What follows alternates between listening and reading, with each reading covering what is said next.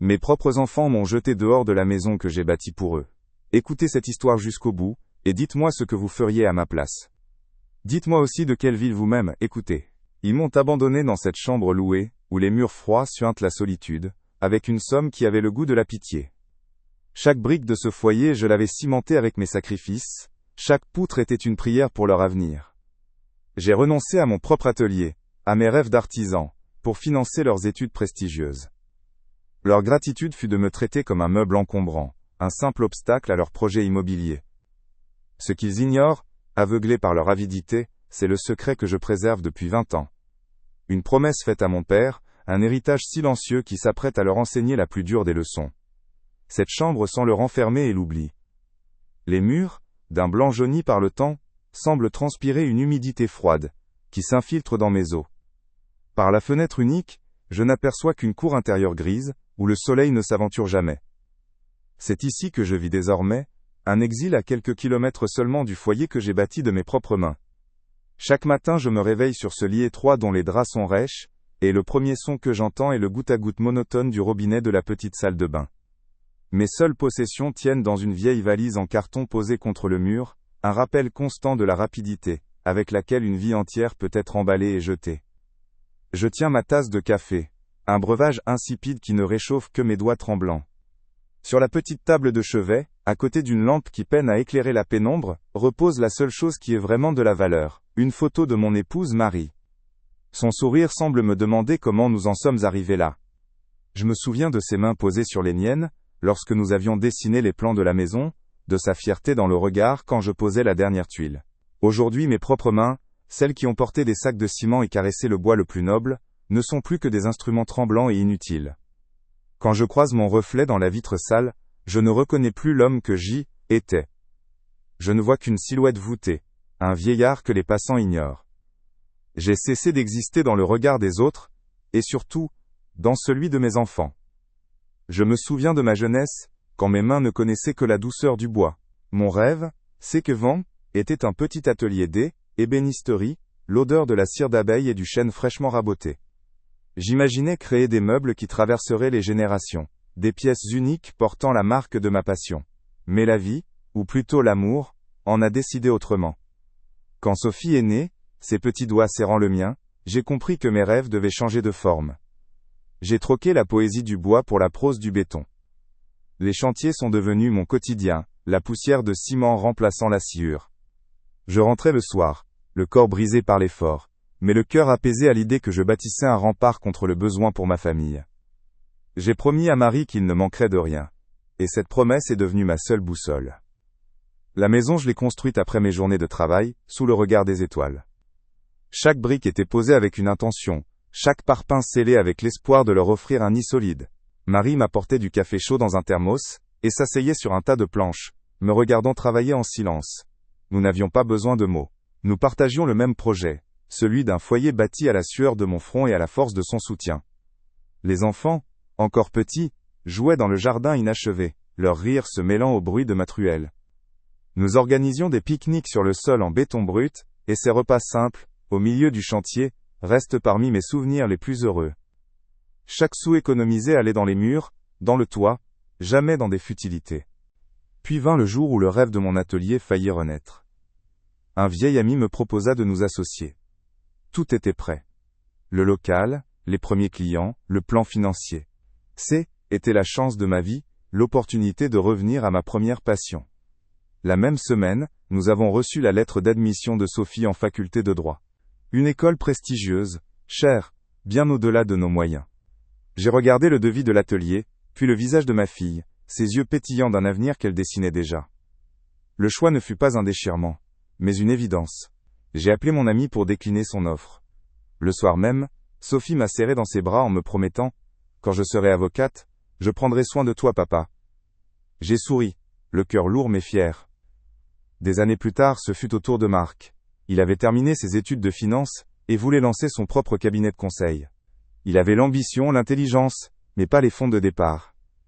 Marie et moi avions une petite épargne, mise de côté sou après sou pour nos vieux jours. Était notre matelas de sécurité, la promesse de quelques voyages et d'un peu de tranquillité. Marc nous a présenté son projet avec une assurance qui forçait l'admiration. Il parlait de rendement, de croissance, un langage qui, était étranger. Mais je comprenais l'essentiel. Il avait besoin d'un coup de pouce. J'ai vu dans ses yeux la même flamme que celle de sa sœur. Sans hésiter, nous lui avons donné nos économies. Papa, tu es mon premier investisseur. Je te le rendrai au centuple, m'a-t-il dit. Au-delà de ces grands sacrifices, il y avait les renoncements quotidiens, ceux qui ne font pas de bruit. Étaient mes chaussures de travail que je faisais ressemeler à l'usure pour qu'ils aient des baskets de marque. Étaient les pulls que Marie tricotait pour moi, rudes mais chauds, pendant qu'ils portaient les vêtements à la mode. Les jouets que je leur fabriquais en cachette dans le garage, avec des chutes de bois, parce que ceux des vitrines étaient un luxe. Le soir, après une journée à porter des charges lourdes, je m'asseyais avec eux à la table de la cuisine pour les aider à faire leurs devoirs, luttant contre le sommeil pour relire une dissertation ou expliquer un problème de mathématiques. Mon amour pour eux, n'était pas fait de déclarations mais de gestes, de fatigue et d'un dévouement silencieux. Je les regardais grandir et éloignés de mon monde. Ils parlaient de jurisprudence, de marché boursier, de voyages à l'étranger. Leur univers était fait de concepts abstraits et de succès intellectuels, tandis que le mien restait tangible, ancré dans la matière, dans l'effort physique. Je ne ressentais aucune amertume, seulement une immense fierté. Leur réussite était la preuve que mes sacrifices avaient porté leurs fruits. Était le socle invisible sur lequel ils avaient bâti leur vie, la fondation solide qui leur permettait de élever toujours plus haut. Quand ils me racontaient leurs accomplissements, je voyais le reflet de mes propres mains calleuses, de mes nuits trop courtes, et de mes rêves mis en sommeil. Était l'artisan de leur bonheur, et cela me suffisait amplement. Je ne pouvais pas imaginer qu'un jour, ils décideraient que la fondation était devenue encombrante. La promesse que rien ne changerait s'est effritée plus vite que le mortier d'un vieux mur. Les premiers temps après la signature, j'essayais de maintenir nos rituels. J'appelais Sophie chaque dimanche, mais sa voix était toujours pressée, étouffée par le bruit de fond d'une vie trop occupée. « Je te rappelle, papa, » disait-elle, mais le téléphone restait silencieux. Marc, lui, était plus direct. Mes appels le dérangeaient en pleine réunion stratégique. Ses réponses étaient des monosyllabes coupants, des soupirs d'impatience qui me laissaient un goût amer dans la bouche. Les visites se sont espacées, passant d'un rendez-vous hebdomadaire à une corvée mensuelle, puis à une simple formalité pour les grandes occasions. Ils arrivaient, les mains vides, le regard fuyant, et me posaient des questions sans en écouter les réponses. La chaleur avait déserté nos échanges, remplacée par une sorte de politesse glaciale, distante.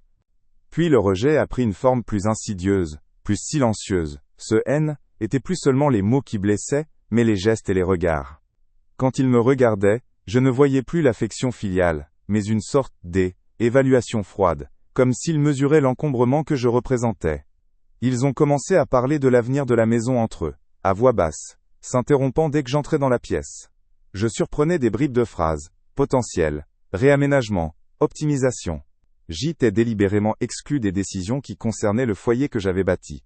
Si j'osais donner mon avis, un conseil d'artisan sur la solidité d'un mur ou la nature du sol, Marc me posait une main condescendante sur épaule.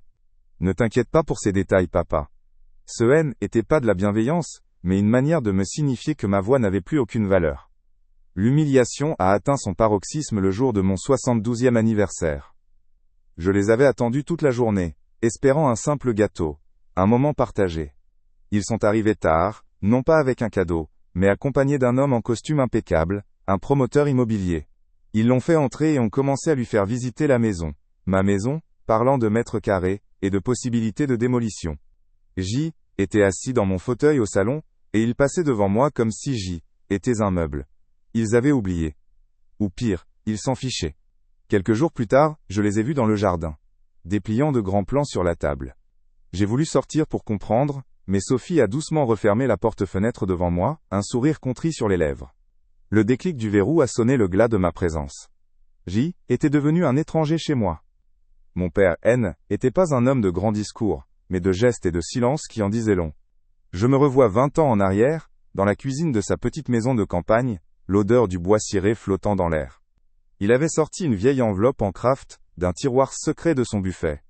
Ses mains, noueuses comme des racines de chêne, me l'ont tendue. « Gérard » m'a-t-il dit d'une voix rauque, « le monde change. Garde ça.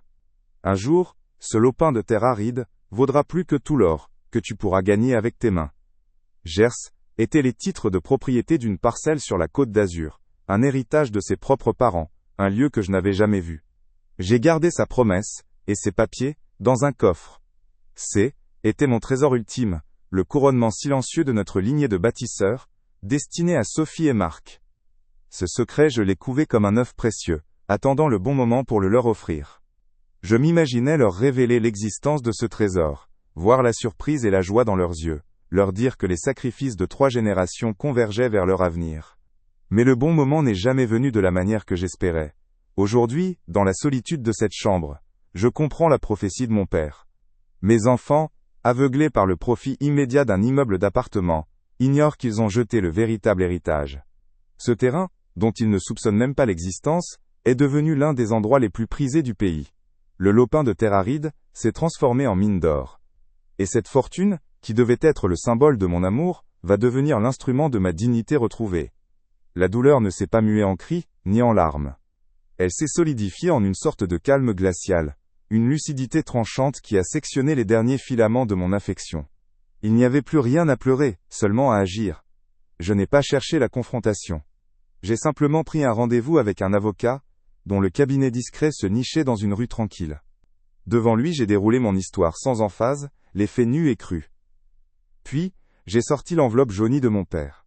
En voyant les titres de propriété, l'avocat, un homme digne, a eu un silence respectueux. Il a compris. Quelques appels suffirent. L'offre du consortium hôtelier est tombée comme un couperet. 45 millions d'euros. Le chiffre flottait dans l'air, irréel. Ce n'était pas de la joie que je ressentais, mais le poids d'une justice silencieuse. Avec la première avance, mes gestes furent mes seuls mots. Je n'ai acheté ni voiture de sport, ni montre de luxe. Ces objets appartenaient à leur monde, pas au mien. J'ai loué un appartement sobre et élégant, dont les grandes fenêtres donnaient sur la ville, un panorama qui me rappelait que la vie continuait au-delà de mes murs. J'ai engagé une aide à domicile, une femme douce et efficace, qui prenait soin de moi avec une dignité que je n'attendais plus. Mais mon acte le plus important fut la création de la fondation. La fondation Gérard Dubois. Son but ? Financer les études de jeunes apprentis dans les métiers manuels, ébénisterie, la maçonnerie, la ferronnerie. Ma vengeance était pas la destruction, mais la construction. Je bâtissais un héritage de sens, honorant les mains qui créent, celles-là même, que mes enfants avaient méprisées. La nouvelle a dû se répandre comme une traînée de poudre, dans les cercles financiers qu'ils fréquentaient. Un soir, sans préavis, l'interphone de mon nouvel appartement a retenti. Étaient eux. Sophie et Marc. Je les ai laissés monter, curieux de voir la pièce qu'ils allaient jouer. Ils sont arrivés les bras chargés de paquets. Une bouteille de vin hors de prix, une écharpe en cachemire, des chocolats d'un artisan renommé. Leur sourire était crispé, trop large pour être honnête. Sophie avait les yeux humides, mais ses larmes semblaient être le fruit d'une répétition minutieuse. Ils ont commencé à parler d'un terrible malentendu, d'une erreur de jugement, due à leur chagrin. Ils complimentaient la vue, le mobilier, mon goût exquis, un goût qu'ils avaient toujours jugé inexistant. Assis dans mon fauteuil, je les écoutais, impassible, observant leur manège, avec une distance glaciale. Marc a ensuite pris la parole, sa voix mielleuse contrastant avec la froideur de ses actes passés. Il parlait de reconstruire notre famille, de réparer nos erreurs. Il a posé une main sur mon épaule, un contact qui, autrefois condescendant, me paraissait maintenant désespérément pathétique. Sophie enchaînait avec des souvenirs édulcorés, une version réécrite de notre histoire, où leur trahison était qu'une parenthèse malheureuse. Ils m'ont supplié de redevenir une famille, de leur pardonner. Je les ai regardés, non plus comme un père blessé, mais comme un juge impartial. Je ne voyais que 2 étrangers dont les visages étaient des masques de cupidité. La douleur avait laissé place à une lucidité froide, inébranlable. Mon silence fut ma seule réponse, un miroir impitoyable où se reflétait leur propre laideur. Ma décision était déjà prise. Scellée non par la colère mais par la paix retrouvée. Je suis resté seul, longtemps après leur départ, le silence de l'appartement seulement troublé par le murmure lointain de la ville. Leurs visages décomposés par une avidité pathétique, flottaient encore devant mes yeux. Le pardon, est-ce une force ou une faiblesse, quand la trahison a été si totale ? Mon testament était là, sur la table, une page blanche attendant le verdict final, la conclusion de toute une vie de sacrifice. Je pouvais y inscrire leur nom, leur accorder une miette de cette fortune qu'ils n'avaient jamais méritée. Je pouvais aussi les effacer, les abandonner au néant qu'ils avaient eux-mêmes creusé. Mais mon choix haine était plus entre l'amour et la colère. Il s'agissait de justice, de sens. J'ai pris le stylo. Chaque lettre que je traçais haine était pas un acte de vengeance, mais un acte de construction, un hommage aux mains qui, comme les miennes, bâtissent sans rien attendre en retour. Et vous, qu'auriez-vous choisi? L'héritage du sang ou celui du cœur? Je suis resté seul, longtemps après leur départ, le silence de l'appartement seulement troublé par le murmure lointain de la ville. Leur visage décomposé par une avidité pathétique flottait encore devant mes yeux. Le pardon. Est-ce une force ou une faiblesse quand la trahison a été si totale? Mon testament était là, sur la table, une page blanche attendant le verdict final, la conclusion de toute une vie de sacrifice. Je pouvais y inscrire leur nom, leur accorder une miette de cette fortune qu'ils n'avaient jamais méritée. Je pouvais aussi les effacer, les abandonner au néant qu'ils avaient eux-mêmes creusé. Mais mon choix haine était plus entre l'amour et la colère. Il s'agissait de justice, de sens. J'ai pris le stylo. Chaque lettre que je traçais haine était pas un acte de vengeance, mais un acte de construction, un hommage aux mains qui, comme les miennes, bâtissent sans rien attendre en retour. Et vous, qu'auriez-vous choisi, l'héritage du sang ou celui du cœur?